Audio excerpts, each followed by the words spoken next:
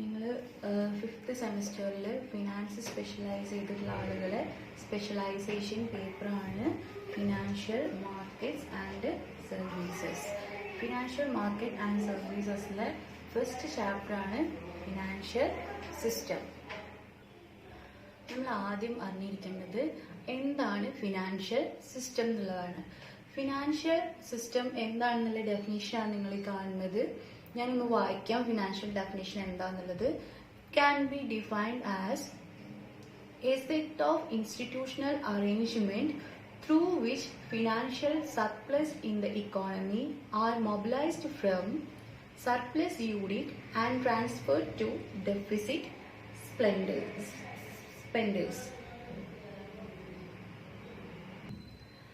ഈ ഒരു ഡെഫിനേഷൻ ഞാൻ എക്സ്പ്ലെയിൻ ചെയ്യുന്നതിനേക്കാളും മുന്നേ, അതായത് ഇതിൻ്റെ ബേസിക് ആയിട്ടുള്ള എന്താണ് ഫിനാൻഷ്യൽ സിസ്റ്റം എന്ന് ഞാൻ നിങ്ങൾക്ക് പറഞ്ഞുതരാം. ഫിനാൻഷ്യൽ അല്ലെങ്കിൽ ഫിനാൻസ് എന്ന് പറഞ്ഞത് നമ്മളൊരു എക്കണോമിക് ഡെവലപ്മെൻറ്റിൻ്റെ ഒരു പ്രോസസ്സായിട്ടുള്ള ഒരു കാര്യം കൂടിയാണ് ഫിനാൻസ്. അപ്പം ഏറ്റവും ബേസിക്കലി നമ്മൾ മനസ്സിലാക്കേണ്ടത് ഫിനാൻഷ്യൽ സിസ്റ്റം എന്ന് പറഞ്ഞിട്ടുണ്ടെങ്കിൽ it act as an intermediary flow for inflow and outflow of funds. ഒറ്റ കാര്യം മനസ്സിലാക്കിയാൽ മതി. നമ്മൾ സിസ്റ്റം പ്രോപ്പറായിട്ട് വർക്ക് ചെയ്യണമെങ്കിൽ, അല്ലെങ്കിൽ നമ്മുടെ എക്കോണമി പ്രോപ്പറായിട്ട് വർക്ക് ചെയ്യണമെങ്കിൽ, അല്ലെങ്കിൽ ഒരു ഗുഡ് ഫിനാൻഷ്യൽ സിസ്റ്റം ഉണ്ടെങ്കിൽ മാത്രമേ എന്തുണ്ടാവുള്ളൂ, ഒരു പ്രോപ്പർ എക്കണോമിക് ഡെവലപ്മെൻറ്റ് ഉണ്ടാവുകയുള്ളൂ. അപ്പോൾ ഈ പ്രോപ്പർ എക്കണോമിക് ഡെവലപ്മെൻറ്റ് ഉണ്ടാവുക എന്ന് പറഞ്ഞു കഴിഞ്ഞാൽ ജനറൽ ആയിട്ടുള്ള ഒരു കാര്യത്തെക്കുറിച്ചാണ് ഞാൻ പറയുന്നത്. വലിച്ചു നീട്ടി പറഞ്ഞാൽ എനിക്കൊന്നും മനസ്സിലാവാൻ സാധ്യതയില്ല. അതുകൊണ്ട് ഒരൊറ്റ കാര്യം മനസ്സിലാക്കിയാൽ മതി. കുറേ ആളുകൾ എന്ത് ചെയ്യും, ബിസിനസ് ചെയ്യും അല്ലെങ്കിൽ പ്രൊഡക്ഷൻ നടത്തും. അങ്ങനെ അവരുടെ കയ്യിൽ എന്ത് ചെയ്യും, ഒരുപാട് എക്സ്ട്രാ എമൗണ്ട് അല്ലെങ്കിൽ മണി അവരുടെ കയ്യിലുണ്ടായിരിക്കും. ഈ മണി എന്ത് ചെയ്യും, അവർ എവിടെയെങ്കിലും ഒരു സ്ഥലത്ത് പോയിട്ട് ഇൻവെസ്റ്റ് ചെയ്യും. ചില ആളുകൾക്ക് എന്ത് ചെയ്യും, ബിസിനസ്സിനുള്ള താല്പര്യം ഉണ്ടായിരിക്കും, പക്ഷെ അവരുടെ കയ്യിൽ എന്തുണ്ടായിരിക്കില്ല, ക്യാപിറ്റൽ ഉണ്ടാവില്ല മറ്റൊരു വിഭാഗത്തിൽ. അപ്പോൾ ഈ ക്യാപിറ്റലിന് വേണ്ടിയിട്ട് അവരെന്ത് ചെയ്യും, ഫിനാൻസ് കിട്ടാൻ വേണ്ടിയിട്ട് മറ്റൊരു ഏതെങ്കിലും ഒരു ഇൻസ്റ്റിറ്റ്യൂഷനുമായിട്ട് ബന്ധപ്പെട്ടിട്ട് എന്ത് ചെയ്യും, ഈ ക്യാഷ് എന്ത് ചെയ്യും, അവരുടെ ബിസിനസ് പർപ്പസിന് വേണ്ടിയിട്ട് യൂസ് ചെയ്യും. ചുരുക്കി പറഞ്ഞു കഴിഞ്ഞാൽ ഒരു ഭാഗത്ത് നിന്ന് ക്യാഷ് ഇൻഫ്ലോസ് നടക്കുമ്പോൾ മറ്റൊരു ഭാഗത്ത് നിന്ന് എന്താണ്, ക്യാഷ് ഔട്ട്ഫ്ലോസ് ആണ് നടക്കുന്നത്. അതായത് ഈ ഡെഫിനേഷൻ നിങ്ങളൊന്നുകൂടി മനസ്സിലാക്കുക. എന്താ പറഞ്ഞത്, it's a set of institutional arrangement through which financial surplus in the economy are mobilized from surplus unit. എവിടെയാണോ കൂടുതൽ ഫിനാൻഷ്യൽ സർപ്ലസ് ഉള്ളത് അവിടെ നിന്ന് എന്ത് ചെയ്യാണ്, ട്രാൻസ്ഫർ ടു ഡെഫിഷ്യന്റ് സ്പെൻഡേഴ്സ്. ആർക്കാണോ ചെലവാക്കാൻ പൈസ കുറവുള്ള വ്യക്തികൾ അല്ലെങ്കിൽ കുറവുള്ള ബിസിനസ് മാൻമാർ ആരാണോ അവർക്ക് വേണ്ടിയിട്ട് എന്താണ്, കൂടുതൽ എവിടെയാണോ ഫിനാൻസ് ഉള്ളത് അവിടെ നിന്ന് എന്ത് ചെയ്യാണ്, കുറവുള്ള ആളുകളിലേക്ക് ഫിനാൻസ് എത്തിക്കുക. ഈ എത്തിക്കുന്ന ഈ ഒരു സിസ്റ്റത്തിനെയാണ് എന്ത് പറയുന്നത്, ഫിനാൻഷ്യൽ സിസ്റ്റം എന്ന് പറയുന്നത്. ഇനി നെക്സ്റ്റ് മനസ്സിലാക്കേണ്ടത്, നമ്മൾ നേരത്തെ പറഞ്ഞ ഡെഫിനിഷനിൽ ഇൻസ്റ്റിറ്റ്യൂഷണൽ അറേഞ്ച്മെന്റ്സ് എന്നൊരു വാക്ക് നമ്മൾ ഉപയോഗിച്ചു. A set of institutional arrangements. ഈ സെറ്റ് ഓഫ് ഇൻസ്റ്റിറ്റ്യൂഷണൽ അറേഞ്ച്മെന്റ്സ് പറയുന്ന ആ ഒരു ഇൻസ്റ്റിറ്റ്യൂഷൻസ് ആണ് നിങ്ങളിപ്പോൾ കാണുന്ന ഈ കാര്യങ്ങളൊക്കെ. Banks, security exchange, pension funds, insurance, central bank and last one national regulators. ഇതിൽ നിങ്ങൾക്ക് ഇപ്പോൾ മറ്റു കാര്യങ്ങളൊന്നും പരിചയമില്ല. നിങ്ങൾക്ക് ഫസ്റ്റ് വൺ നിങ്ങൾക്ക് വളരെ വ്യക്തമായിട്ട് അറിയുന്ന ഒരു സാധനമാണ് ബാങ്ക്. നമുക്കറിയാം, നമ്മൾ എന്ത് ചെയ്യും, നമുക്ക് പണം കൂടുതൽ ഉണ്ടെങ്കിൽ നമ്മൾ അവിടെ പോയി എന്ത് ചെയ്യും, ഇൻവെസ്റ്റ് ചെയ്യും. നമ്മുടെ അടുത്ത് പണം കുറവാണെങ്കിൽ നമ്മൾ എന്ത് ചെയ്യും, ലോണിന് വേണ്ടിയിട്ട് നമ്മൾ റിക്വസ്റ്റ് ചെയ്യും. ഇപ്പം നമുക്കൊരു വണ്ടി എടുക്കണം എന്നുണ്ടെങ്കിൽ, അല്ലെങ്കിൽ ഇപ്പം നമുക്കൊരു ബിസിനസ് സ്റ്റാർട്ട് ചെയ്യണമെന്നുണ്ടെങ്കിൽ, ഒന്നും വേണം, നമുക്ക് എഡ്യൂക്കേഷൻ പേർപ്പസ്, നമുക്ക് എന്ത് ആവശ്യത്തിന് വേണമെങ്കിലും നമ്മൾക്ക് ചിലപ്പോൾ മറ്റുള്ള ആളുകളോട് ചോദിച്ചു കഴിഞ്ഞാൽ നമുക്ക് എന്ത് കിട്ടണമെന്നില്ല, ഫിനാൻസ് കിട്ടണമെന്നില്ല. പക്ഷെ നമ്മൾ എന്ത് ചെയ്യുക, നമ്മളെ ഫോർമാലിറ്റീസും നമ്മളെ ബാക്ക്ഗ്രൗണ്ട്സും ക്ലിയർ ആണെങ്കിൽ തീർച്ചയായിട്ടും നമുക്ക് ഫിനാൻസ് പ്രൊവൈഡ് ചെയ്യുന്ന ഒരു സ്ഥലമാണ് ഇവിടെ ബാങ്ക്. സോ ഫിനാൻഷ്യൽ ഇൻസ്റ്റിറ്റ്യൂഷൻസ് ഈ സിസ്റ്റം എന്ന് പറഞ്ഞു കഴിഞ്ഞാൽ നിങ്ങൾ മനസ്സിലാക്കേണ്ട ഒരൊറ്റ കാര്യമേ ഉള്ളൂ. ഡെഫിനിഷൻ പറയുമ്പോൾ ഒരുപാട് ഡിഫിക്കൽട്ടായിട്ട് ഫീൽ ചെയ്യുമെങ്കിലും ഒരൊറ്റ കാര്യം നിങ്ങൾ മനസ്സിലാക്കിയാൽ മതി. ഒരു ഇൻസ്റ്റിറ്റ്യൂഷനാണ്, ആ ഇൻസ്റ്റിറ്റ്യൂഷനിൽ എന്താണ്, കൂടുതൽ ഫിനാൻസിൽ ആളുകൾ അവിടെ പോയി ഇൻവെസ്റ്റ് ചെയ്യുന്നു, കുറവ് ഫിനാൻസിൽ ആളുകൾ എന്ത് ചെയ്യുന്നു, ഈ ഇൻവെസ്റ്റ് ചെയ്ത സ്ഥലത്ത് നിന്ന് എന്ത് ചെയ്യുന്നു, ഫണ്ട് കളക്ട് ചെയ്യുന്നു. ഇതാണ് basically the definition of financial system. അപ്പൊ ഇത് നിങ്ങൾക്ക് മനസ്സിലായെന്ന് വിചാരിക്കുന്നു. ഇനി നമുക്ക് നെക്സ്റ്റ് ടോപ്പിക്കിലേക്ക് പോവാം. Role of financial system in economic development. ഇനി നെക്സ്റ്റ് നമുക്ക് റോള് നോക്കാം. ഫസ്റ്റ് വണ് ഞാൻ നേരത്തെ പറഞ്ഞ കാര്യങ്ങൾ തന്നെയാണ്, അതിൻ്റെ ഒരു പോയിന്റ് ആയിട്ട് എക്സ്പ്ലെയിൻ ചെയ്യുന്നത് മാത്രമേ ഉള്ളൂ. ഇതെന്താണ്, ഒരു സേവ് ചെയ്യുന്ന ഒരാളും കടം വാങ്ങുന്ന ആളും കടം കൊടുക്കുന്ന ആളും തമ്മിലുള്ള ഒരു ലിങ്കാണ് എന്ത് ചെയ്യുന്നത്, ഫിനാൻഷ്യൽ സിസ്റ്റം ചെയ്യുന്നത്. അതേപോലെ തന്നെ സെക്കൻഡ് വണ് നമ്മൾ പറയുന്നത് ഏത് ഒരു പ്രോജക്റ്റ് സ്റ്റാർട്ട് ചെയ്യുമ്പം ഏത് ടൈപ്പ് ഓഫ് ഫിനാൻസ് ആണ് നമുക്ക് യൂസ് ചെയ്യേണ്ടത് എന്നുള്ളത് നമുക്ക് എന്ത് ചെയ്യാൻ പറ്റും, സെലക്ട് ചെയ്യാൻ പറ്റും. ലോങ് ടേം ആണോ മീഡിയം ടേം ആണോ അങ്ങനെ ഏത് തരത്തിലുള്ള ഫിനാൻഷ്യൽ പർപ്പസ് ആണ്, ഏത് ഫിനാൻസ് ആണ് യൂസ് ചെയ്യേണ്ടത് എന്നുള്ളത് നമുക്ക് ഏത് പ്രൊജക്റ്റാണ് ഏത് പ്രൊജക്റ്റിന് വേണ്ടിയിട്ട് ഏത് ടൈപ്പ് ഓഫ് ഫിനാൻസ് നമുക്ക് ചൂസ് ചെയ്യാൻ പറ്റും. അതുപോലെ തന്നെ നെക്സ്റ്റ് ഒന്നാണ് ഇൻവെന്റേഴ്സ്, അതായത് ബിസിനസ് തുടങ്ങുന്ന ആൾക്കാർ അല്ലെങ്കിൽ കടം വാങ്ങുന്ന ആളുകൾ അല്ലെങ്കിൽ ഒരു ഇൻഡിവിജ്വൽ പേർപ്പസിന് വേണ്ടിയിട്ടാണെങ്കിൽ പോലും നമുക്ക് എന്ത് ചെയ്യാൻ പറ്റും, ഒരു ഡീറ്റെയിൽഡ് ഇൻഫർമേഷൻ കിട്ടും. ഇപ്പോൾ സപ്പോസ് നമ്മൾ ബാങ്കിൽ പോയിട്ട് ഒരു 10,000 ലോൺ അപേക്ഷിക്കുകയാണെങ്കിൽ ആ 10,000 ലോൺ എത്ര ടൈമിൻ്റെ ഉള്ളിൽ നമുക്ക് അടച്ചു വീട്ടണം, അതല്ലെങ്കിൽ എത്ര നമുക്ക് അതിന് റേറ്റ് ഓഫ് ഇൻട്രസ്റ്റ് വരും എന്നുള്ള ഡീറ്റെയിൽഡ് ഇൻഫർമേഷൻ അറിഞ്ഞിട്ട് താല്പര്യമുണ്ടെങ്കിൽ മാത്രം നമുക്ക് എന്ത് ചെയ്താൽ മതി, നമുക്ക് ഫിനാൻസ് എടുത്താൽ മതി. സോ നമുക്ക് ഡീറ്റെയിൽഡ് ഇൻഫർമേഷൻ അവൈലബിൾ ആയിരിക്കും. നെക്സ്റ്റ് വണ്ണാണ് സ്കാറ്റേർഡ് സേവിങ്സ് ഉണ്ട്. അതായത് എന്താണ്, ഇപ്പൊ ഞാൻ ഇവിടുന്ന് 100 രൂപ ആയിരിക്കും ചിലപ്പോൾ സേവിങ്സിൽ ഇടുന്നുണ്ടാവുക. നിങ്ങൾ ആരെങ്കിലും ഒരാൾ അപ്പുറത്ത് നിന്ന് വേറെ ആരെങ്കിലും 100 രൂപ ആയിരിക്കും ഇടുക. പക്ഷെ നമ്മൾ പല സ്ഥലങ്ങളിൽ നിന്നും പല ആളുകൾ സേവ് ചെയ്യുന്ന amount ആണെങ്കിൽ പോലും നമുക്ക് എന്താണ്, ഒരു ബിസിനസ് സ്റ്റാർട്ട് ചെയ്യാനുള്ള ക്യാപിറ്റൽ ഫോർമേഷൻ നമുക്ക് എന്തായിരിക്കും, അവൈലബിൾ ആയിരിക്കും. എവിടെ സ്കാറ്റേർഡ് ആയിട്ടുള്ള സേവിങ്സ് ആണെങ്കിലും നമുക്ക് എന്ത് ചെയ്യും, നമുക്ക് വേണ്ട ഫിനാൻഷ്യൽ ഫോർമേഷന് വേണ്ടിയിട്ടുള്ള ക്യാപിറ്റൽ ഫോർമേഷൻ അല്ലെങ്കിൽ ക്യാപിറ്റൽ ഫണ്ട് അവൈലബിൾ ആക്കി തരും ആര്, financial system. Then next one and last one ആണ്, നമ്മൾ ഏത് ടൈപ്പ് ഓഫ് ട്രാൻസാക്ഷൻസ് നടത്തുമ്പോഴും അതിൻ്റെ കോസ്റ്റ് കമ്പാരിറ്റീവ്ലി ആ ട്രാൻസാക്ഷൻ്റെ കോസ്റ്റ് കുറവായിരിക്കും. അതുപോലെ തന്നെ നമ്മൾ സേവിങ്സ് ആണ് ഇപ്പോൾ നമ്മൾ ചെയ്യുന്നതെങ്കിൽ നമുക്ക് എന്ത് ചെയ്യും, മാക്സിമം റിട്ടേൺസ് എന്തായിരിക്കും, നമുക്ക് അവൈലബിൾ ആയിരിക്കും. ഇനി നെക്സ്റ്റ് നമുക്ക് പറയാനുള്ളത് ഫിനാൻഷ്യൽ സിസ്റ്റത്തിൻ്റെ സിഗ്നിഫിക്കൻസ് ആണ്. സിഗ്നിഫിക്കൻസിലെ ഫസ്റ്റ് പോയിന്റ് ആണ് need for well developed and well functioned financial market. ഇങ്ങനെ പറഞ്ഞാൽ എന്താ വെച്ചിട്ടുണ്ടെങ്കിൽ, ഒരു കൺട്രീൻ്റെ ഇക്കണോമിക് ഡെവലപ്മെന്റിന് വേണ്ടിയിട്ട് ഏറ്റവും കൂടുതൽ ഡിപ്പെൻഡ് ചെയ്യുന്നത് ഒരു കൺട്രി, അതായത് ഒരു കൺട്രീൻ്റെ ഇക്കണോമിക്കലി ഡെവലപ്മെന്റ് വേണമെങ്കിൽ ആ കൺട്രിയിൽ എന്ത് വേണം, നമ്മൾ യൂസ് ചെയ്യുന്ന ഫിനാൻഷ്യൽ മാർക്കറ്റ് എന്തായിരിക്കണം, വെൽ ഡെവലപ്ഡ് ആയിരിക്കും അല്ലെങ്കിൽ വെൽ ഫങ്ഷൻഡ് ആയിരിക്കും. അതായത് പല തരത്തിലുള്ള ഫിനാൻഷ്യൽ ഇൻസ്ട്രുമെന്റ്സും നമ്മൾ എന്ത് ചെയ്യുന്നുണ്ട്, ഫിനാൻഷ്യൽ ഇൻസ്റ്റിറ്റ്യൂഷനിൽ യൂസ് ചെയ്യുന്നുണ്ട്. ഈ യൂസ് ചെയ്യുന്ന ഇൻസ്റ്റിറ്റ്യൂഷൻസ് ഒക്കെ കൃത്യമായിട്ട് ഡെവലപ്ഡ് ആയിട്ടുള്ള രീതിയിൽ അത് സെറ്റ് ചെയ്യുകയും അതേപോലെ തന്നെ അതിൻ്റെ ഫങ്ഷൻസ്, അതായത് അതിൻ്റെ അവൈലബിലിറ്റീസ് ഒക്കെ ഇൻവെസ്റ്റേഴ്സിനും അല്ലെങ്കിൽ ബോറോവേഴ്സിനും അവർക്ക് വേണ്ട രീതിയിലുള്ള എല്ലാ സൗകര്യങ്ങളും നമ്മൾ എന്ത് ചെയ്യണം, കൃത്യമായിട്ട് ചെയ്തു കൊടുത്താൽ മാത്രമേ എന്തുണ്ടാവുള്ളൂ, ആ ഒരു ഇക്കോണമിയിൽ ഡെവലപ്മെന്റ് വരുള്ളൂ. ആ ഇക്കോണമി ഡെവലപ്പ് ചെയ്യുമ്പോൾ ആ കൺട്രി ഉണ്ടാവുള്ളൂ, ഡെവലപ്ഡ് ആവുള്ളൂ. അപ്പോൾ എന്ത് ചെയ്യണം, എപ്പോഴും ഫിനാൻഷ്യൽ മാർക്കറ്റ് ചെയ്യുന്ന സമയത്ത് അത് വെൽ ഡെവലപ്ഡ് ആയിട്ടുള്ള രീതിയിലും വെൽ ഫങ്ഷനിങ്ങും ആയിരിക്കണം. രണ്ടാമത്തേതാണ് need for more investment and production. ഇതെന്ന് പറഞ്ഞാൽ ശരിക്കും ഒരു ഇന്റർ കണക്റ്റഡ് ആയിട്ടുള്ള ഒരു ടേമാണ്. അതായത് നല്ലോണം പ്രൊഡക്ഷൻ നടന്നാലേ എന്തുണ്ടാവുള്ളൂ, ആളുകളുടെ കയ്യിൽ എന്ത് വരുള്ളൂ, ക്യാഷ് വരുള്ളൂ, ഈ ഫിനാൻസ്. അപ്പൊ ഈ പ്രൊഡക്ഷൻ നടന്നു കഴിഞ്ഞാലേ ഫിനാൻസ് വരുള്ളൂ. ഫിനാൻസ് ഉണ്ടായാലേ എന്ത് നടക്കുള്ളൂ, സേവിങ്സ് നടക്കുള്ളൂ. ഫിനാൻസ് ഉണ്ടായാലേ സേവിങ്സ് നടക്കുള്ളൂ. സേവിങ്സ് ഉണ്ടായാലേ എന്ത് നടക്കുള്ളൂ, ഇൻവെസ്റ്റ്മെന്റ് നടക്കുള്ളൂ. അപ്പൊ എന്താണ്, ഈ ഒരു ഇക്കോണമീനെ സംബന്ധിച്ചിടത്തോളം ഇൻവെസ്റ്റ്മെന്റും നന്നായിട്ട് നടക്കണം, പ്രൊഡക്ഷനും നന്നായിട്ട് നടക്കണം. പ്രൊഡക്ഷൻ വീണ്ടും അവർക്ക് പ്രൊഡക്ഷൻ നടത്തണമെങ്കിൽ ചിലപ്പോൾ എന്ത് ചെയ്യേണ്ടി വരും, വീണ്ടും ഫണ്ട് ബാങ്കിൽ നിന്ന് ലോൺ അല്ലെങ്കിൽ മറ്റെന്തെങ്കിലും ഫിനാൻസ് ചാർജ് ചെയ്യേണ്ടി വരും അല്ലെങ്കിൽ ഫിനാൻസ് എടുക്കേണ്ടി വരും. അപ്പൊ ഇങ്ങനെ വരുന്ന സമയത്ത് ഈ ഇൻവെസ്റ്റ്മെന്റും പ്രൊഡക്ഷൻ എന്തായിരിക്കണം, നല്ല രീതിയിൽ നടക്കണം. പിന്നെ വേറൊരു കാര്യം കൂടെ മനസ്സിലാക്കേണ്ടത്, എപ്പോഴും നമ്മൾ സേവിങ്സ് നമുക്ക് താല്പര്യം ഉണ്ടാവില്ല. എപ്പോഴാണ് റേറ്റ് ഓഫ് ഇൻട്രസ്റ്റ് അട്രാക്റ്റീവ് ആവണം. ഇൻട്രസ്റ്റ് ഉണ്ടെങ്കിലല്ലേ നമ്മൾ സേവിങ്സ് ചെയ്യുള്ളൂ. ഇപ്പൊ 100 രൂപ എൻ്റെ കയ്യിലുണ്ട്, ഞാനിത് വെറുതെ കയ്യിൽ വെച്ചിരുന്നാൽ ഒന്നും കിട്ടില്ല. പക്ഷെ ആ 100 രൂപ ഞാൻ ബാങ്ക് കൊണ്ടുപോയിട്ട് കഴിഞ്ഞാൽ ഒരു മാസം കഴിഞ്ഞാൽ എനിക്ക് 110 രൂപ കിട്ടുന്നുണ്ടെന്നുണ്ടെങ്കിൽ മാത്രമേ നമ്മൾ എന്ത് ചെയ്യുള്ളൂ, സേവിങ്സിന് വേണ്ടിയിട്ടുള്ള കാര്യത്തെക്കുറിച്ച് ചിന്തിക്കുക പോലും ചെയ്യുള്ളൂ. അപ്പൊ എന്താണ്, പ്രൊഡക്ഷൻ നടന്നു കഴിഞ്ഞാൽ ആളുകളുടെ കയ്യിലും ക്യാഷ് ഉണ്ടാവുള്ളൂ. ക്യാഷ് ഉണ്ടായാലേ സേവിങ്സ് നടക്കുള്ളൂ. സേവിങ്സ് നടക്കുമ്പോഴെന്താവുള്ളൂ, വേണ്ട ആളുകൾക്ക് അവൈലബിൾ ആവും. ഇപ്പോൾ ഇൻവെസ്റ്റ്മെൻറ്റും പ്രൊഡക്ഷനും ഒക്കെ തുല്യമായിട്ട് നടന്നാൽ മാത്രമേ എന്തുണ്ടാവുള്ളൂ, പ്രോപ്പർ ഫിനാൻഷ്യൽ സിസ്റ്റം ഇംപ്ലിമെൻറ്റ് ചെയ്യാൻ സാധിക്കുള്ളൂ. അത് നെക്സ്റ്റ് വണ്ണാണ് നീഡ് ഫോർ ക്യാപിറ്റൽ.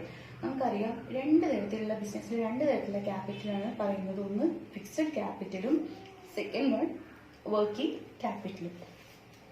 ഈ ഫിക്സഡ് ക്യാപിറ്റലും വർക്കിംഗ് ക്യാപിറ്റലും എനിക്ക് നല്ല പരിചയമുള്ള ടേംസ് ആണ് എനിക്കറിയാം. എന്നാലും അറിയാത്ത ആളുകൾക്ക് വേണ്ടി ഞാൻ ഒരിക്കൽ കൂടി പറയാണ്. ഫിക്സഡ് ക്യാപിറ്റൽ എന്ന് പറഞ്ഞിട്ടുണ്ടെങ്കിൽ ഒരു സ്ഥാപനത്തിലുള്ള ഫിക്സഡ് ആയിട്ടുള്ള സാധനങ്ങൾ വാങ്ങാൻ, അതായത് ഫിക്സഡ് അസറ്റ്സ് വാങ്ങാൻ വേണ്ടിയിട്ട്, പ്ലാന്റ് ആൻഡ് മെഷീനറി, ബിൽഡിംഗ് ഒക്കെ വാങ്ങാൻ വേണ്ടിയിട്ട് ഉപയോഗിക്കുന്നതാണ് ഫിക്സഡ് ക്യാപിറ്റൽ. പിന്നെ വർക്കിംഗ് ക്യാപിറ്റൽ നമുക്കറിയാം എന്താണ്, ഡേ ടു ഡേ ദൈനംദിനമായിട്ടുള്ള ബിസിനസ് നടത്തിക്കൊണ്ടുപോകാൻ വേണ്ടി ഉപയോഗിക്കുന്നതാണ് എന്ത്, വർക്കിംഗ് ക്യാപിറ്റൽ. വർക്കിംഗ് ക്യാപിറ്റലിൽ മെയിൻ ആയിട്ട് വരുന്നത് എന്താണ്, റോ മെറ്റീരിയൽസ് പർച്ചേസ് ചെയ്യുക, then it is converted in to finished products.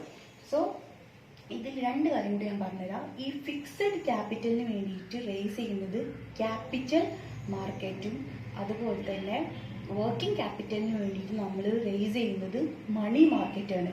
അതിൻ്റെ കൂടെ വേറൊരു പ്രധാനപ്പെട്ട കാര്യം കൂടി പറയാം. അടുത്ത നമ്മളെ രണ്ട് ചാപ്റ്റേഴ്സ് എന്ന് പറഞ്ഞിട്ടുണ്ടെങ്കിൽ ക്യാപിറ്റൽ മാർക്കറ്റും അത് കഴിഞ്ഞതിന് ശേഷം മണി മാർക്കറ്റിനെ കുറിച്ചിട്ടാണ് നമ്മൾ പഠിക്കാൻ പോകുന്നത്. അപ്പോൾ ഇതാണ് തേർഡ് പോയിന്റ് ആയിട്ടുള്ള നീഡ് ഫോർ ക്യാപിറ്റൽ. രണ്ട് ക്യാപിറ്റലാണ് ഞാൻ പറഞ്ഞത്. റിവൈസ് ചെയ്തിട്ട് വീണ്ടും മോഡ്യൂൾസ് കേട്ട് മനസ്സിലാക്കുക. അടുത്തത് നാലാമത്തതാണ് ഗ്രോത്ത് ഓഫ് ട്രേഡ്. നമുക്കറിയാം ട്രേഡ് എന്ന് പറഞ്ഞു കഴിഞ്ഞാൽ എന്താണ്, നിങ്ങൾക്കറിയണല്ലേ, ട്രേഡ് കമേഴ്ഷ്യൽ പർപ്പസിന് വേണ്ടി buying and selling of goods and services. ഈ ട്രേഡ് രണ്ട് രീതിയിലാണ് നമ്മൾ നടത്തുക. ഒന്ന് ഡൊമസ്റ്റിക് ആയിട്ടും ഒന്ന് ഫോറിൻ ആയിട്ടും. ഡൊമസ്റ്റിക് എന്ന് പറഞ്ഞാൽ നമ്മൾ ഇവിടെ തന്നെ അങ്ങോട്ടും ഇങ്ങോട്ടും, ഫോറിൻ എന്ന് പറഞ്ഞാൽ ഫോറിൻ കറൻസീസ് ഇങ്ങോട്ട് വന്ന് നമ്മൾ ദുബായിലേക്കും അവിടേക്കൊക്കെ കയറ്റുമതി ചെയ്യുന്നതും ഇറക്കുമതി ചെയ്യുന്നതായിട്ടുള്ളതാണ് ഫോറിൻ ട്രേഡ് എന്ന് പറയുന്നത്. അപ്പോൾ ഈ രണ്ട് തരത്തിലുള്ള ഈ ട്രേഡിനും ഇതിൻ്റെ ഒരു ഗ്രോത്തിന് വേണ്ടിയിട്ട് എന്ത് ചെയ്യുന്നുണ്ട്, ഫിനാൻഷ്യൽ സിസ്റ്റം ഒരുപാട് ഹെൽപ്പ് ചെയ്യുന്നുണ്ട്. അതായത് ഇപ്പോൾ നമ്മൾക്ക് പ്രീ ഷിപ്മെൻറ്റ് നടത്തുമ്പോൾ അല്ലെങ്കിൽ പോസ്റ്റ് ഷിപ്മെൻറ്റ് നടക്കുന്ന സമയത്തൊക്കെ പല തരത്തിലും കൊമേഴ്ഷ്യൽ ബാങ്ക്സ് ഒക്കെ ഇതിന് വേണ്ടിയിട്ടുള്ള ഫിനാൻസ് എന്ത് ചെയ്യുന്നുണ്ട്, പ്രൊവൈഡ് ചെയ്യുന്നുണ്ട്. അതേപോലെ തന്നെ നെഗോഷിയേഷൻ നടത്താൻ വേണ്ടിയിട്ട് പല ഡോക്യുമെൻറ്റ്സിനൊക്കെ എന്താ പറയുക, അങ്ങോട്ടും ഇങ്ങോട്ടുള്ള ട്രാൻസാക്ഷൻസ് നടത്താനൊക്കെ പലതരത്തിലും പല ഫിനാൻഷ്യൽ ഇൻസ്റ്റിറ്റ്യൂഷൻസും പല ട്രേഡേഴ്സിനെയും സഹായിക്കുന്നുണ്ട്. സോ ഈ ഒരു ഫിനാൻഷ്യൽ സിസ്റ്റം വന്നോട് കൂടിയിട്ട് നമ്മളെ ട്രേഡിൻ്റെ ഗ്രോത്തും കൂടി ഇൻക്രീസ് ചെയ്യാൻ സാധിച്ചിട്ടുണ്ട്. ഇനി നെക്സ്റ്റ് വരുന്നതാണ് helps to argument employment growth. നമുക്കറിയാം നമ്മൾ ഇപ്പോൾ ഈ ഒരു സിറ്റുവേഷനിൽ നമ്മൾ ഫേസ് ചെയ്യുന്ന ഒരു കാര്യമാണ് അല്ലേ, പ്രോപ്പർ പ്രൊഡക്ഷൻ അല്ലെങ്കിൽ പ്രോപ്പർ സെയിൽസ്, പ്രോപ്പർ മാർക്കറ്റിംഗ്, ഇതൊന്നും ഇല്ലയെന്നുണ്ടെങ്കിൽ എന്തുണ്ടാവില്ല, എംപ്ലോയ്മെൻറ്റ് ഉണ്ടാവില്ല. പക്ഷേ പ്രോപ്പർ ഫിനാൻഷ്യൽ സിസ്റ്റം ഉണ്ടെന്നുണ്ടെങ്കിൽ, പ്രോപ്പറായിട്ട് പ്രൊഡക്ഷൻ നടക്കുന്നുണ്ടെന്നുണ്ടെങ്കിൽ സ്വാഭാവികമായിട്ടും അവിടെ എന്താണ്, ഒരുപാട് എംപ്ലോയ്മെൻറ്റ് ഓപ്പർച്യൂണിറ്റീസ് ഉണ്ടായിരിക്കും. നമുക്കൊരു ബിസിനസ് എടുത്ത് നോക്കി കഴിഞ്ഞാൽ അറിയാം, ഒരു പ്രൊഡക്റ്റ് ഇറങ്ങി കഴിഞ്ഞാൽ ആ പ്രൊഡക്റ്റ് മാർക്കറ്റ് ചെയ്യാൻ അവിടെ മാർക്കറ്റിംഗ് മാനേജർ ഉണ്ടായിരിക്കും, സെയിൽസ് നടത്താൻ സെയിൽസ് മാനേജർ, അതിൻ്റെ അണ്ടറിൽ ഒരുപാട് പേര്.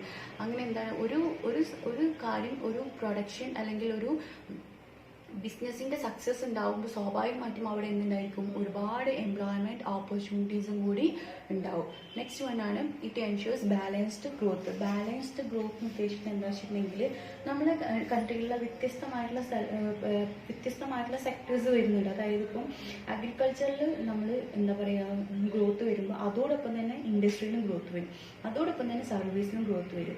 അപ്പം നല്ല ഫിനാൻഷ്യൽ സിസ്റ്റം ഉണ്ടെന്നുണ്ടെങ്കിൽ സ്വാഭാവികമായിട്ട് എന്തുണ്ടായിരിക്കും, ഒരു ബാലൻസ്ഡ് ഗ്രോത്ത് ഉണ്ടായിരിക്കും. എല്ലാ സെക്ടേഴ്സും, പ്രൈമറി സെക്ടറും സെക്കൻഡറി സെക്ടറും അല്ലെങ്കിൽ ടെറിട്ടറി സെക്ടേഴ്സ്. കാരണം എന്താ പറയുക, എല്ലാവർക്കും എന്തായിരിക്കും ആഡിക്വേറ്റ് ആയിട്ടുള്ള ഫണ്ട് കിട്ടുന്നുണ്ട്. സ്വാഭാവികമായിട്ടും എന്തുണ്ടായിരിക്കും, ഫണ്ട് പ്രോപ്പർ ആകുമ്പോൾ അവിടെ ഗ്രോത്തും ഉണ്ടായിരിക്കും. നെക്സ്റ്റ് വണ്ണാണ് it attracting foreign capital. Foreign capital attract ചെയ്യുക എന്ന് പറഞ്ഞു കഴിഞ്ഞാൽ എന്താണ്, നമുക്ക് വേണ്ടത്ര ഫിനാൻഷ്യൽ സിസ്റ്റം അവൈലബിൾ ആണെങ്കിൽ എന്താണ്, നമുക്ക് എത്രയും ക്യാപിറ്റൽ ഇൻവെസ്റ്റ് ചെയ്യാനും അത് ഇൻവെസ്റ്റ്മെൻറ്റ് എക്സ്പാൻഡ് ചെയ്യാനും സ്വാഭാവികമായിട്ടും ക്യാപിറ്റൽ കൂടുതലും ഇൻവെസ്റ്റ്മെൻറ്റും എക്സ്പാൻഷൻ വരുമ്പോൾ എന്തായിരിക്കും, പ്രൊഡക്ഷനൊക്കെ പ്രോപ്പറായിട്ട് നടക്കും. സ്വാഭാവികമായിട്ടും ഇത് എന്തിനെ ബാധിക്കും, നമ്മുടെ കൺട്രീൻ്റെ എക്കണോമിക് ഡെവലപ്മെൻറ്റിനെ സ്പീഡപ്പ് ചെയ്യാൻ എന്ത് ചെയ്യും, ഹെൽപ്പ് ചെയ്യും. ദെൻ നെക്സ്റ്റ് വൺ ആണ് helps balanced regional development. Regional development എന്ന് പറഞ്ഞു കഴിഞ്ഞാൽ നമ്മൾ നേരത്തെ പറഞ്ഞ പോലെ തന്നെ പലതരത്തിലുള്ള ഇപ്പോൾ പൊളിറ്റിക്കൽ ഇൻ്റർവെൻഷൻസ് ഒക്കെ നടക്കുമ്പോൾ പലപ്പോഴും നമ്മളെ കൺട്രീനെ പലതരത്തിലുള്ള ഡിസ്റ്റർബൻസസ് ഉണ്ടാക്കാനൊക്കെ സാധ്യതകളുണ്ട്. അപ്പോൾ എന്താണ് ഈ ഇതൊക്കെ മാറ്റി നിർത്തിയിട്ട് നല്ലൊരു ഫിനാൻഷ്യൽ സിസ്റ്റം വരികയാണെങ്കിൽ ഈ ബാക്ക്വേർഡ് ആയിട്ടുള്ള ഏരിയാസിന് എന്ത് ചെയ്യാൻ പറ്റും, ഡെവലപ്പ് ചെയ്യാൻ പറ്റും. അതായത് ടൗൺസും സിറ്റീസിനെ പോലെ തന്നെ എന്ത് ചെയ്യാൻ പറ്റും, എല്ലാ ഏരിയാസിനും എന്ത് ചെയ്യാൻ പറ്റും, ഡെവലപ്പ് ചെയ്യാൻ പറ്റും. എല്ലാ റൂറൽ പോപ്പുലേഷനൊക്കെ എന്ത് ചെയ്യാൻ പറ്റും, ഡെവലപ്പ് ചെയ്യാൻ. അതാണ് എല്ലാ റീജിയൻസിനും ഡെവലപ്പ് ചെയ്യാൻ നല്ലൊരു ഫിനാൻഷ്യൽ സിസ്റ്റം ഹെൽപ്ഫുള്ളാണ്. പിന്നെ നെക്സ്റ്റ് വണ്ണാണ് it helps in uniform interest rate. Interest rate നമുക്കറിയാം, നമ്മൾ ഇപ്പോൾ ഏത് ബാങ്കിലും ഇപ്പോൾ നമ്മൾ ലോണിനൊക്കെ അപേക്ഷിച്ച് കഴിഞ്ഞാലും എല്ലാ ബാങ്കിലും ഒട്ടുമിക്ക ബാങ്കിലും എന്തായിരിക്കും ഒരേ ഒരു ഇൻട്രസ്റ്റ് റേറ്റ് ആയിരിക്കും മെയിൻറ്റെയിൻ ചെയ്യുക. അതായത് ഒരു ബാലൻസ്ഡ് ആയിട്ടുള്ള രീതിയിലായിരിക്കും എല്ലാ കാര്യങ്ങളും അവർ ചെയ്തു തരിക. അപ്പോൾ സ്വാഭാവികമായിട്ട് എന്താണ് ആ ഒരു ബാലൻസ്ഡ് ഇൻട്രസ്റ്റ് റേറ്റ് ഉണ്ടാക്കാൻ വേണ്ടിയിട്ട് അല്ലെങ്കിൽ ഒരു യൂണിഫോം ഇൻട്രസ്റ്റ് റേറ്റ് ഉണ്ടാക്കാൻ വേണ്ടിയിട്ട് ഫിനാൻഷ്യൽ സിസ്റ്റത്തിന് എന്താണ് ഒരു വലിയ പങ്ക് തന്നെ ഉണ്ട്. നേരെ മറിച്ച് നമ്മൾ ബാങ്കിൽ പോലെ ആയിരിക്കും നമ്മൾ പലിശക്കാരെടുത്ത് പോകുമ്പോൾ ഒരാളെടുത്ത് ചിലപ്പോൾ കൂടുതലായിരിക്കും, ഒരാളെടുത്ത് ചിലപ്പോൾ അതിന് വ്യത്യസ്തമായിട്ടുള്ള രീതിയിലായിരിക്കും. നമുക്ക് ആരോടും ക്ലെയിം ചെയ്യാനൊന്നും പറയാൻ പറ്റില്ല. പക്ഷേ ഇത്തരത്തിലുള്ള ബാങ്ക്സ് ഉള്ളതുകൊണ്ട് നമുക്ക് എന്താണ് ഇൻട്രസ്റ്റ് റേറ്റ് ഒരു നമുക്ക് മിതമായുള്ള രീതിയിൽ RBI പ്രൊവൈഡ് ചെയ്യുന്ന രീതിയിൽ നമുക്ക് കൊടുക്കാനും വാങ്ങാനൊക്കെ ഹെൽപ്ഫുള്ളാണ്. പിന്നെ ലാസ്റ്റ് വണ്ണാണ് it helps in physical discipline and control of economy. അതായത് ഇപ്പോൾ നമ്മൾ ഫേസ് ചെയ്യുന്ന ഒരു സിറ്റുവേഷൻ, ഒരു എക്സാമ്പിളാണ് ഞാൻ പറയുന്നത്. ഇപ്പോൾ നമ്മൾ ഫേസ് ചെയ്യുന്ന ഇപ്പോൾ ഈ കുറച്ച് കാലങ്ങളായിട്ട് നമുക്ക് ലോക്ക്ഡൗൺ ആയിരിക്കും. ഈ ഒരു സാഹചര്യത്തിൽ നമുക്ക് ഗവൺമെൻറ് നല്ല ഉചിതമായിട്ടുള്ള ഒരു തീരുമാനത്തിലാണ് പറഞ്ഞത്. എന്ത് പറഞ്ഞു, 3 മാസത്തേക്ക് ലോൺസ് ഒന്നും അടക്കേണ്ടത്. ഐ തിങ്ക് വീണ്ടും അത് എക്സ്റ്റെൻഡ് ചെയ്തു 3 മന്ത്സിലേക്ക് നീട്ടിയെന്നാണ് എനിക്ക് അറിയാൻ സാധിച്ചിട്ടുള്ളത്. അപ്പോൾ അതെന്താണ് ഇപ്പോഴും നല്ലൊരു ഫിനാൻഷ്യൽ സിസ്റ്റം എന്ന് പറഞ്ഞിട്ടുണ്ടെങ്കിൽ എന്താണ് government can create A pleasant business atmosphere through the financial system എന്നാണ്. അതായത് നമുക്ക് ഇൻഫ്ലേഷൻ വരുമ്പോൾ, ഡിപ്രഷൻ വരുമ്പോൾ ഈ ഒരു സിറ്റുവേഷനിലൊക്കെ എന്താണ് ഗവൺമെൻറ് നല്ല രീതിയിലുള്ള തീരുമാനങ്ങൾ എടുക്കും. അല്ലെങ്കിൽ ഇപ്പോൾ നമുക്കറിയാം പലപ്പോഴും നമ്മൾ പല ന്യൂസുകൾ പല സാഹചര്യങ്ങൾ കേട്ടിട്ടുണ്ട്. ഫാമേഴ്സിന് വേണ്ടിയിട്ട് കൃഷി നഷ്ടം സംഭവിക്കുന്ന സമയത്ത് ഗവൺമെൻറ് എന്ത് ചെയ്യുന്നുണ്ട്, ലോൺസ് ഇൻട്രസ്റ്റ് കുറച്ച് കൊടുത്തു അല്ലെങ്കിൽ ലോൺസ് തള്ളി ഒഴിവാക്കി എന്നൊക്കെ പറഞ്ഞിട്ട്. അപ്പോൾ നല്ലൊരു ഫിനാൻഷ്യൽ സിസ്റ്റം ഉള്ളത് കൊണ്ടാണ് എന്ത് ചെയ്യുന്നത് നല്ലൊരു ഡിസിപ്ലിനും അതേപോലെ തന്നെ നമ്മുടെ ഇക്കോണമീനെ നല്ല രീതിയിൽ ഗവൺമെൻറ് കൺട്രോൾ ചെയ്യാനും സാധിക്കുന്നത്. ഇനി നെക്സ്റ്റ് നമുക്ക് എടുക്കാനുള്ളത് ഫങ്ഷൻസ് ഓഫ് ഫിനാൻഷ്യൽ സിസ്റ്റം ആണ്. പ്രധാനമായിട്ടും 2 ഫങ്ഷൻസ് ആണ് ഫിനാൻഷ്യൽ സിസ്റ്റത്തിന് വരുന്നത്. ഈ 2 ഫങ്ഷൻസ് നിങ്ങൾക്ക് കാണാൻ പറ്റുന്നുണ്ടെന്ന് വിചാരിക്കുന്നു. Providing liquidity, providing spelling mistake ഉണ്ട്. Providing liquidity and mobilisation of savings. Providing liquidity എന്ന് പറഞ്ഞിട്ടുണ്ടെങ്കിൽ ലിക്വിഡിറ്റി എന്ന് പറഞ്ഞു കഴിഞ്ഞാൽ എന്താണ് ഏറ്റവും ഈസി ആയിട്ട് ക്യാഷ് ആയിട്ട് കൺവേർട്ട് ചെയ്യാൻ പറ്റുന്നത്. എങ്ങനെ കൺവേർട്ട് ചെയ്യണം, without any loss of value. അതിൻ്റെ വാല്യൂ അല്ലെങ്കിൽ മൂല്യം നഷ്ടപ്പെടാതെ ക്യാഷ് ആയിട്ട് കൺവേർട്ട് ചെയ്യാൻ പറ്റുക എന്നുള്ളതാണ് ആദ്യത്തെ ഫങ്ഷൻ. അതാണ് പ്രൊവൈഡിങ് ലിക്വിഡിറ്റി. അതായത് ഒന്നെങ്കിൽ മണി ക്യാഷ് ആയിട്ട്, അതല്ലെങ്കിൽ monetary assets for the production of goods and services. അത് ഈ ഒരു 2 രീതിയിൽ നമുക്ക് എന്ത് ചെയ്യാണ് ഫിനാൻഷ്യൽ സിസ്റ്റം പ്രൊവൈഡ് ചെയ്യുക. അതാണ് ആദ്യത്തെ ഫങ്ഷൻ എന്ന് പറയുന്നത്. പിന്നെ നമുക്ക് എല്ലാവർക്കും അറിയുന്ന ഒരു കാര്യമാണ് നമ്മളെ എല്ലാ കാര്യങ്ങളും നമ്മളെ കൺട്രിയിലുള്ള എല്ലാ ബാങ്കും അതുപോലെ തന്നെ ലെൻഡിങ് ഇൻസ്റ്റിറ്റ്യൂഷൻസിനെ അല്ലെങ്കിൽ മണി മാർക്കറ്റിനെ അല്ലെങ്കിൽ ഫിനാൻഷ്യൽ ഇൻസ്റ്റിറ്റ്യൂഷൻസിനെ ഹാൻഡിൽ ചെയ്യുന്നത് ആരാണ്, സെൻട്രൽ ബാങ്കാണ്. അതേപോലെ തന്നെ നമ്മൾ സെൻട്രൽ ബാങ്ക് ഏതാണ്, റിസർവ് ബാങ്ക് ഓഫ് ഇന്ത്യ ആണ് നമ്മളെ മോണിറ്ററി അതോറിറ്റി. അതേപോലെ തന്നെ നമ്മുടെ കൺട്രിയിലുള്ള എല്ലാ മോണിറ്ററി സിസ്റ്റം കൺട്രോൾ ചെയ്യുന്നതും റെഗുലേറ്റ് ചെയ്യുന്നതും ആരാണ്, RBI ആണ്. ഇതൊക്കെ നിങ്ങൾക്ക് നേരത്തെ അറിയുന്ന കാര്യമാണ്, എന്നാലും ഒരിക്കൽ കൂടി ഞാൻ പറയുകയാണ്. RBI ആണ് എന്ത് ചെയ്യുന്നത്, നമ്മളെ നോട്ട് ഇഷ്യൂ ചെയ്യുന്നതിൻ്റെ ഒരു മോണോപ്പൊളി പവറാണത്. അതുപോലെ തന്നെ നമ്മളിവിടെ നമ്മൾ കാണുന്ന എല്ലാ കൊമേഴ്ഷ്യൽ ബാങ്ക്സിനെയും നിയന്ത്രിക്കുന്നതും ആരാണ്, RBI ആണ്. അതുകൊണ്ട് തന്നെ ഏത് തരത്തിലുള്ള ക്രെഡിറ്റും കൊമേഴ്ഷ്യൽ ബാങ്ക്സ് പ്രൊവൈഡ് ചെയ്യുമ്പോഴും അതിൻ്റെ മോണിറ്ററി സപ്ലൈയും എല്ലാം മെഷർ ചെയ്യുന്നത് ആരാണ്, RBI ആണ്. അപ്പോൾ ഫസ്റ്റ് വണ്ണാണ് പ്രൊവൈഡിങ് ലിക്വിഡിറ്റി. പ്രൊവൈഡിങ് ലിക്വിഡിറ്റി എന്ന് പറഞ്ഞാൽ നിങ്ങൾക്ക് വ്യക്തമായി മനസ്സിലായി വിചാരിക്കുന്നു. It is easy to convert into cash without any loss of value. Second വണ്ണാണ് mobilisation of savings. Mobilisation of savings ഞാൻ നേരത്തെ പറഞ്ഞ പോലെ തന്നെ എന്താണ്, മാക്സിമം എന്ത് ചെയ്യുക, ആളുകളെ കൊണ്ട് അട്രാക്ട് ചെയ്യിപ്പിക്കുക, സേവിങ്സിനെ അട്രാക്ട് ചെയ്യിപ്പിക്കുക. മാക്സിമം സേവിങ്സിനെ അട്രാക്ട് ചെയ്യിപ്പിച്ചാലേ നമുക്ക് എന്തുണ്ടാവുള്ളൂ, മറ്റുള്ള ആളുകൾ നമ്മളെ കയ്യിൽ നിന്ന് എന്താണ് ഫിനാൻസ് അല്ലെങ്കിൽ ക്യാപിറ്റലിന് വേണ്ടിയിട്ട് അപ്ലൈ ചെയ്യുമ്പോൾ നമുക്കത് കൊടുക്കാൻ സാധിക്കണം, അല്ലെങ്കിൽ ബാങ്കിന് അത് കൊടുക്കാൻ സാധിക്കണമെങ്കിൽ എന്ത് വേണം, മാക്സിമം സേവിങ്സ് വേണം. അപ്പം ആളുകളുടെ കയ്യിൽ ക്യാഷ് ഉണ്ടാവുമ്പോൾ മാക്സിമം സേവിങ്സ് ഇൻക്രീസ് ചെയ്യിപ്പിക്കുക. എന്തിനു വേണ്ടിയിട്ടാണ്, ടു മേക്ക് ദ പ്രൊഡക്റ്റീവ് പർപ്പസിന് വേണ്ടിയിട്ട് അത് യൂസ് ചെയ്യാൻ വേണ്ടിയിട്ട് എന്ത് ചെയ്യുക, മാക്സിമം സേവിങ്സ് ഇൻക്രീസ് ചെയ്യിപ്പിക്കുക.